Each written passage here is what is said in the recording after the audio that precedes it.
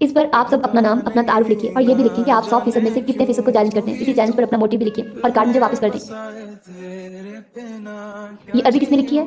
ये उर्दू होगी सर, लेकिन मुझे उर्दू पढ़नी नहीं आती। आप ही ने तो कहा है सर, ये हमारा पहला तारुफ है और मेरी मादरी ज़बान मेरा पहला तारुफ है उर्दू। मुझे उर्दू का इस्तेमाल ही करना चाहिए था ना सर।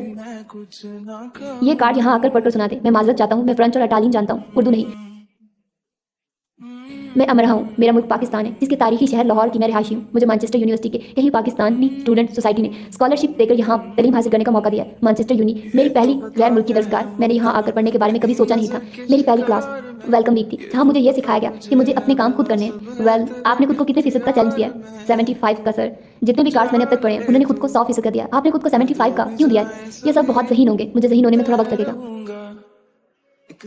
आप ज़हीन होने में वक्त क्यों ले रही हैं? मेरी बेवकूफ़ी जाने में वक्त ले रही है सर। मुझे लगता है आप मुझे बहुत तंग करने वाली हैं। मुझे हर सेक्शन में ही कोई ना कोई ऐसा जरूर मिलता है। कैसा सर, जिसकी बेवकूफ़ी जाने में वक्त लेती है।